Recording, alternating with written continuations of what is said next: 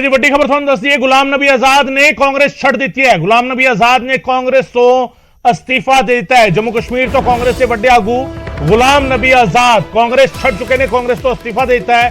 गुलाम नबी आजाद ने कांग्रेस छड़ दी है। गुलाम नबी आजाद ने कांग्रेस तो इस्तीफा देता है। इस वेले दी वड्डी खबर तुहानूं दस रहे हैं, कांग्रेस तो इस्तीफा दिता है गुलाम नबी आजाद ने। और कुछ दिन पहला जम्मू कश्मीर का जिहड़ा जथेबंदक ढांचा है कांग्रेस का, उस दे विच काफी अहम अहुदे ते उन्होंने रखा गया सीगा। प्रचार कमेटी तो उन्होंने कुछ दिन पहला इस्तीफा दिता सी। दरअसल कांग्रेस का प्रधान भी जिहड़ा है सूबा प्रधान बदलिया गया सीगा बीते दिनी जम्मू कश्मीर दे विच, ते उस तो बाद गुलाम नबी आजाद नूं कैंपेन कमेटी का चेयरमैन भी जिहड़ा है वो बनाया गया सीगा। उस तो भी हालांकि गुलाम नबी आजाद ने इस्तीफा दे दिता सी ते हुण कांग्रेस तो इस्तीफा दे दिता है गुलाम नबी आजाद ने। गुलाम नबी आजाद ने कांग्रेस छड़ दी है जम्मू कश्मीर दे विच। और कौमी पद्धर से भी कांग्रेस के लिए बड़ा झटका, गुलाम नबी आजाद ने कांग्रेस छड़ दी है। इस वेले की वड्डी खबर तुहानूं दस रहे हैं, गुलाम नबी आजाद ने कांग्रेस तो इस्तीफा दे दिता है। आजाद ने कांग्रेस छड़ दी है। प्रचार कमेटी तो कुछ दिन पहला इस्तीफा दिता सी। मेरे सहयोगी रवि सिसोदिया इस वेले फोनलाइन के साथ जुड़ रहे हैं। रवि, गुलाम नबी आजाद ने आखिरकार कांग्रेस छोड़ दी? बिल्कुल, देखिए गुलाम नबी आजाद ने अपना इस्तीफा दिया है। एक लेटर उन्होंने लिखा है, उस लेटर में साफ तौर पर कांग्रेस प्रेसिडेंट को एक चिट्ठी लिखी है और उसके बाद अपने इस्तीफे की वजह बताई है। और उन्होंने कहा है कि कांग्रेस में बहुत पुराने समय से जुड़े हुए थे और उन्होंने कई सरकारों में काम किया। पिछले दिनों जिस तरफ से कहा जा रहा था, अगर उस पूरे मामले को देखें तो पिछले दिनों जब राज्यसभा उनको नहीं दिया गया था उस दौरान से तल्खी दिख रही थी। हालांकि एक आरोप जरूर लगते रहे कि G23 का जो गठन उन्होंने किया था, G23 के नेताओं के साथ वो थे और उसके बाद से उनके और आलाकमान के बीच तल्खी बढ़ी थी। लेकिन उसके बावजूद भी उन्हें कांग्रेस वर्किंग कमेटी में शामिल किया गया था। कई जो महत्वपूर्ण कमेटी बनाई गई थी उस कमेटी में रखा गया था। कुछ दिनों पहले जो जम्मू कश्मीर के लिए कमेटी बनाई गई थी उस कमेटी से भी उन्होंने नाराजगी जताई थी और कहा था कि उन्हें जब कमेटी बनाई जा रही थी तो उस दौरान उनसे संपर्क नहीं किया गया था, उनसे कंसल्ट नहीं किया गया था और इसी बाबत उन्होंने इस्तीफा दिया था। तो अभी ताजा जो स्थिति है उसमें प्राइमरी मेंबरशिप से कांग्रेस पार्टी की सदस्यता उन्होंने इस्तीफा दिया है। एक बहुत बड़ा झटका कांग्रेस के लिए। एक ऐसा शख्स जो करीब 20 साल से अधिक समय तक कांग्रेस वर्किंग कमेटी का सदस्य रहा हो, कांग्रेस के तमाम बड़े राज्यों का जनरल सेक्रेटरी इंचार्ज रहा हो, उनके जाने से एक बड़ा झटका कांग्रेस के लिए कहा जा सकता है। क्योंकि अभी आने वाले दिनों में कांग्रेस के लिए राष्ट्रीय अध्यक्ष के चुनाव होने वाले और उससे पहले कांग्रेस के एक बड़े नेता का इस्तीफा देना एक कहीं ना कहीं बड़ा झटका कांग्रेस के लिए। जी बिल्कुल बिल्कुल रवि, और इसकी नींव अगर हम बात करें तो G23 के साथ ही कहीं ना कहीं इन सब चीजों की नींव रखी जा चुकी थी जो अब धीरे धीरे करके सामने आ रही है। आनंद शर्मा ने पद छोड़ा कुछ दिन पहले हिमाचल में और अब गुलाम नबी आजाद का तो कांग्रेस से इस्तीफा सामने आ गया। रवि, बिल्कुल, देखिए जब G23 का गठन हुआ तो उस दौरान सबसे बड़ी बात निकल के सामने आ रही थी, उसमें कहा जा रहा था कि इन लोगों को आला कमान से मिलने का समय नहीं दिया जा रहा है। जो आरोप लगाया गया उसमें कहा जा रहा था कि LOP होने उस दौरान गुलाम नबी आजाद राज्यसभा के नेता विपक्ष थे और उसके बावजूद भी उन्हें मिलने का समय नहीं दिया था। इस तरह के आरोप लगाए जा रहे थे। G23 की मांग की जा रही थी कि एक पार्लियामेंट्री कमेटी का गठन किया जाए और जिस तरह से पॉलिटिकल अफेयर्स जो पार्टी के अफेयर्स थे उसमें तेजी लाई जाए। तो सबसे बड़ा आरोप था कि हाईकमान की तरफ से उनको इग्नोर किया जा रहा है। और इसी बाबत पहले कुछ दिनों पहले जो कमेटी बनाई गई थी, पहले गुलाम नबी आजाद इस्तीफा दिया था। उसके बाद जो हिमाचल प्रदेश के लिए कमेटी बनाई गई थी उसकी स्टीयरिंग कमेटी से आनंद शर्मा ने इस्तीफा दिया था और आनंद शर्मा ने कहा था कि उन्हें भी कंसल्ट नहीं किया जा रहा है। वो एक सीनियर लीडर है पार्टी के, लेकिन उनको एक तरह से ह्यूमिलिएट किया जा रहा है और जो भी बैठकें हिमाचल में होती रही उन बैठकों में उनको शामिल नहीं किया गया। वही बात गुलाम नबी आजाद ने भी कही थी। जब गुलाम नबी आजाद के मामले को लेकर जब गुलाम नबी आजाद ने इस्तीफा दिया था जम्मू कश्मीर कमेटी से तो उस दौरान उन्होंने इसी बात को दोहराया था और कहा था कि उनसे किसी भी प्रकार से कंसल्ट नहीं किया गया था और उनकी इच्छा के विरुद्ध जब उन्होंने अपनी तरफ से मंशा जताई थी कि उन्हें पॉलिटिकल अफेयर्स कमेटी में नहीं डाला जाए, उसमें उनको डाला गया था। और जबकि वो कमेटी में है, जब वो केंद्रीय कमेटी में, तो ऐसे में उनको स्टेट की कमेटी में क्यों उनसे बिना विचार विमर्श किए डाला गया? तो कहीं ना कहीं तल्खी जरूर चल रही थी। अभी जो टाइमिंग की बात करें तो सबसे अहम टाइमिंग को लेकर है, क्योंकि आने वाले दिनों में कांग्रेस का राष्ट्रीय अध्यक्ष का चुनाव होने वाला है और उससे पहले अगर कोई इस्तीफा देता है और एक बड़ा नेता इस्तीफा देता है जो कि बड़ा चेहरा रहा हो, जो कांग्रेस वर्किंग कमेटी के लंबे समय से सदस्य रहा हो और जनरल सेक्रेटरी इंचार्ज रहा हो, तो ये कहीं ना कहीं कांग्रेस के लिए बड़ा झटका के तौर पर देखा जा रहा है। जी बिल्कुल रवि, और इस वक्त अगर गांधी परिवार की बात करें तो जिस तरीके से गांधी परिवार को लेकर जो जानकारी मिल पा रही है कि गांधी परिवार अभी पूरी तरह से यहाँ देश में भी नहीं है, विदेश गए हुए हैं, उस हालात में भी कहीं ना कहीं गुलाम नबी आजाद का इस तरीके से कांग्रेस छोड़ने का ऐलान करना, क्या अब ये माना जाए कि अगली इनिंग बिल्कुल एक्सट्रीम दूसरी तरफ जाने की कोशिश होगी, क्योंकि इसके भी काफी वक्त से कयास लगाए जा रहे थे नजदीकियों। बिल्कुल सही बोला आपने टाइमिंग को लेकर। जब गांधी परिवार तीनों, चाहे राहुल गांधी हो, सोनिया गांधी हो, प्रियंका गांधी, तीनों विदेश में हैं, लंदन में है, और उस दौरान इनका इस्तीफा देना एक लीडरशिप क्राइसिस की बात खड़ी होती है। क्योंकि अभी गांधी जी के बाद अगर कहा था तो कांग्रेस में बड़े लीडर के तौर पर गुलाम नबी आजाद को ही माना जाता रहा है।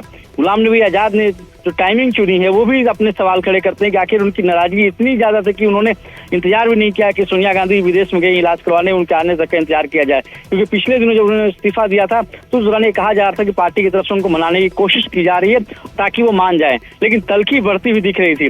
जिस तरह से उनको इग्नोर किया गया था, ये माना जा रहा था कि जब राज्यसभा चुनाव पिछले दिनों जब राज्यसभा कांग्रेस की तरफ से भेजे जाते उस दौरान माना जा रहा था कि गुलाम नबी आजाद का भी एक चेहरा होगा जिनको या तो महाराष्ट्र या फिर राजस्थान से राज्यसभा भेजा जा सकता है, लेकिन गुलाम नबी आजाद को नहीं भेजा गया। और उनसे कम उम्र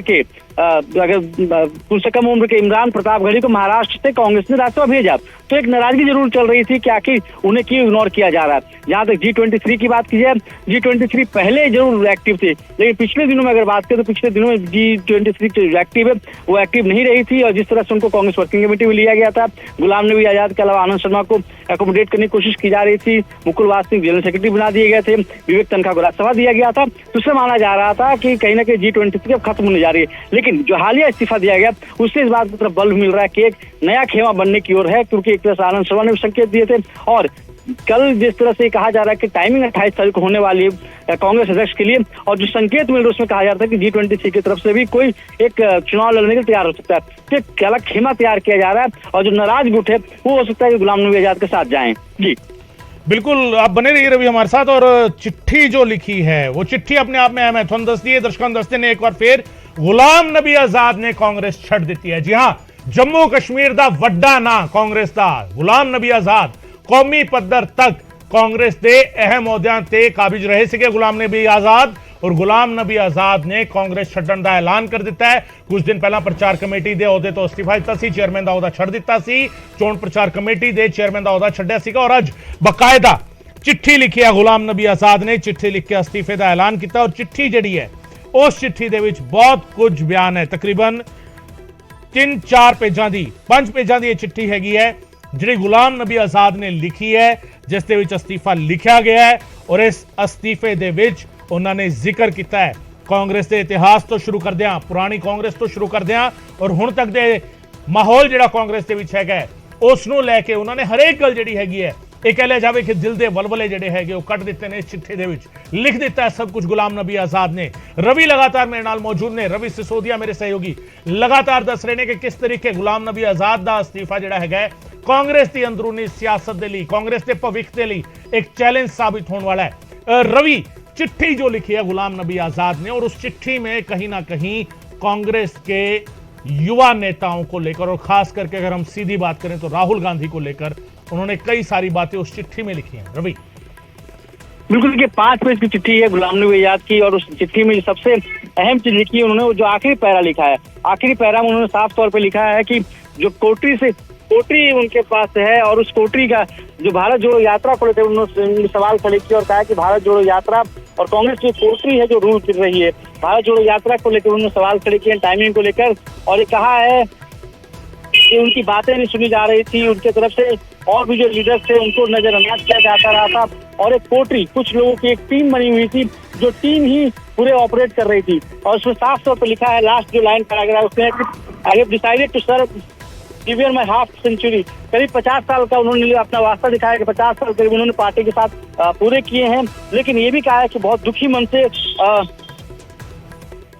पार्टी के सभी पोजीशन से I hereby resign from all my positions including the primary membership of the Indian National Congress.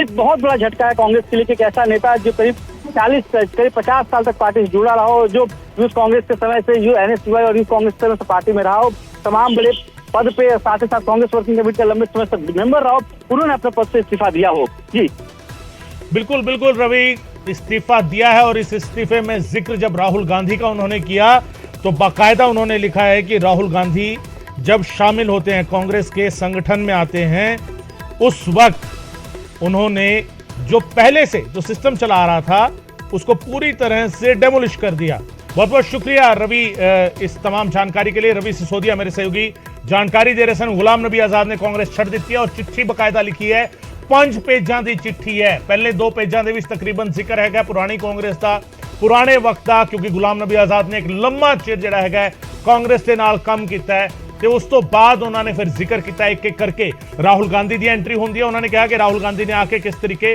ਸਾਰਾ ਸਿਸਟਮ ਜਿਹੜਾ ਹੈਗਾ ਉਹ ਡੈਮੋਲਿਸ਼ ਕਰ ਦਿੱਤਾ ਸੀ, ਯਾਨੀ ਰਾਹੁਲ ਗਾਂਧੀ ਨੂੰ ਲੈ ਕੇ ਵੀ ਉਹਨਾਂ ਨੇ ਸਵਾਲ ਜਿਹੜੇ ਹੈਗੇ ਉਹ ਖੜੇ ਕੀਤੇ ਨੇ ਔਰ ਮੌਜੂਦਾ ਹਾਲਾਤ ਨੂੰ ਲੈ ਕੇ ਵੀ ਸਵਾਲ ਚੁੱਕਦਿਆਂ ਆਖਿਰਕਾਰ ਗੁਲਾਮ ਨਬੀ ਆਜ਼ਾਦ ਨੇ ਕਾਂਗਰਸ ਛੱਡ ਦਿੱਤੀ।